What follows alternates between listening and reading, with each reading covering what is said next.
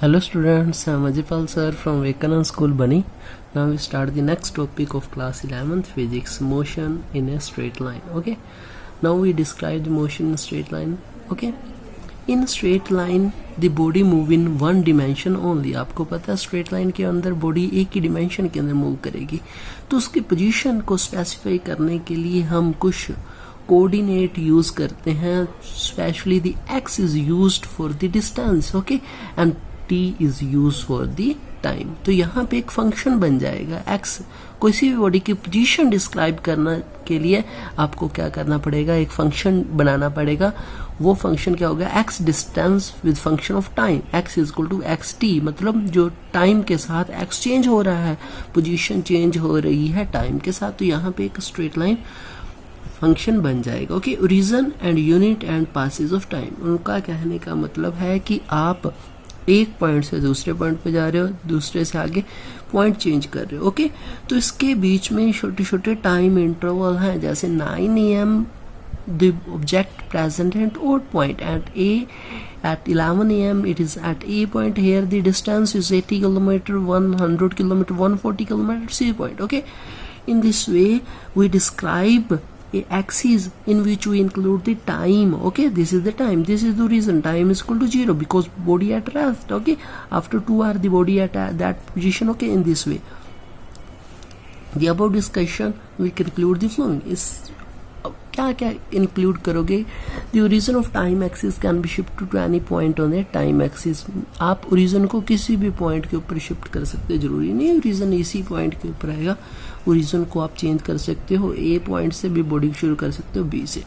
The time measure after origin of the time axis. Okay, तो time आप time axis से ही measure करोगे. Okay, is taken as always positive. Okay, तो आपने taken as positive and time measure before the origin. Before the origin मतलब time start होने से पहले वाला टाइम आप नेगेटिव में लोगे, और वो आपका एक्सपेरिमेंट स्टार्ट होने के बाद जो टाइम होगा पॉजिटिव लोगे. Negative time coordinate of a point on time axis indicate that object has reached that point of time which was before the origin of time axis. Okay, negative time coordinate क्या बताएगा कि वो object उस time से पहले ही वहां पे पहुंच चुका है. The time interval between the 2 point of time it does not change due to shift in origin of time axis. Okay, तो 2 पॉइंट के बीच में कभी भी टाइम इंटरवल चेंज नहीं होता है ओरिजिन के शिफ्ट होने के कारण. ओके, ये बेसिकली थ्योरेटिकल पार्ट है.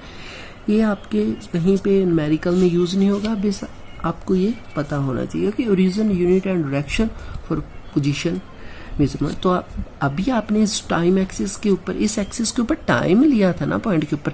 अब आपने टाइम ना लेके डिस्टेंस लेना है, एक्स लेना है. X is 0, x is 180 kilometre, 100 kilometre, 140 kilometre. Okay, in this way we shift the position at O. Okay, at the position at origin is shift to the B. तो B point अगर आप shift कर दोगे तो वो सारे आपके coordinate change हो जाएंगे. Okay, next same as it is इसके भी डिस्कशन होंगे, वो आप कर सकते हो. अब आप देखो स्केलर क्वांटिटीज कौन सी होती हैं. The physical quantity which have only magnitude but no direction. ऐसी क्वांटिटी जिनके अंदर सिर्फ और सिर्फ क्या होता है, मैग्नीट्यूड होता है, डायरेक्शन नहीं होती. जैसे मास है, लेंथ है, टाइम है, कोई इसकी डायरेक्शन नहीं है particular. They all are have magnitude only. Okay, vector quantity और vector. The physical quantity which have magnitude as well as direction. The quantity which are both the component magnitude plus direction is known as vector quantity, like velocity, acceleration, displacement. Okay, now vector cannot be added, subtracted or multiplied by ordinary law of algebra. vector को आप simply add नहीं कर सकते, multiply नहीं कर सकते, subtract नहीं कर सकते. for this operation we use law of vector. तो हमें vector के law apply करने पड़ते हैं. okay, देखो आगे. It is important to note that division of the vector by another vector is not valid operation in vector algebra because division of vector और direction is not possible. क्योंकि मान लो एक की डायरेक्शन आपके पास कुछ और है और दूसरे की कुछ और है, तो आप दोनों को ऐड तो नहीं कर पाओगे ना. तो एक डायरेक्शन तो आपको देखनी पड़ेगी, इसलिए वेक्टर क्वांटिटी को आप सिंपली ऐड नहीं कर सकते. और वेक्टर क्वांटिटी को कैसे राइट किया जाता है, उसके ऊपर एरो लगाया जाता है. ओके, एरो हेड के ऊपर एरो असाइन किया जाता है. और मैग्नीट्यूड प्लस वेक्टर के लिए बार लगाया जाता है. Okay, I hope you will understand. Next है डिस्प्लेसमेंट और पाथ लेंथ। आपको पता है डिस्प्लेसमेंट क्या होती है, shortest path between the 2 point. Okay, कम से कम the path length of the object is motion of given time in length of actual path transferred object in given time. Given time के अंदर बॉडी कितना distance move करती है, that is path length. Okay, पूरी की पूरी distance कितना। और डिस्प्लेसमेंट आपको पता है क्या होता है, the minimum distance travel by any object. कम से कम डिस्टेंस वो कौन से एक फाइनल पोजीशन और इनिशियल पॉइंट के बीच में कितना डिस्टेंस ट्रैवल करता है, दैट इज डिस्प्लेसमेंट। ओके, आपको पता है जो डिस्प्लेसमेंट है वो जीरो भी हो सकती है, पॉजिटिव भी हो सकती है, इनिशियल और नेगेटिव भी हो सकती है। ये डिपेंड करता है उनके पोजीशन के ऊपर। ओके, इनिशियल फाइनल पोजीशंस के ऊपर। Okay, I hope you will understand. Next, zero displacement. Zero displacement आपको पता है कब होगी, जब जो आपका ऑब्जेक्ट है रेस्ट पे होगा, वो मूव करके आपका फाइनल और इनिशियल पॉइंट उसी पॉइंट पे होगा, एक ही पॉइंट के ऊपर फाइनल पॉइंट है और इनिशियल पॉइंट भी उसी पॉइंट पे, तब जो डिस्प्लेसमेंट होगी that is zero displacement. Okay, next is the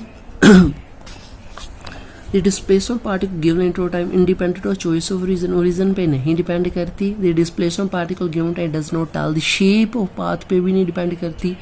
magnitude of the displacement particle between two position shorter distance. और आपको पता है मैग्नीट्यूड क्या होता है, उसके बीच में कम से कम distance.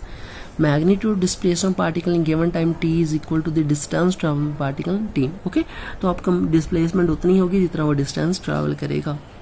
Next, the magnitude displacement particle given time less than the distance. आपको पता है जो displacement always less than the distance. Okay, I hope you will understand this concept. Take care, stay home, stay safe, bye.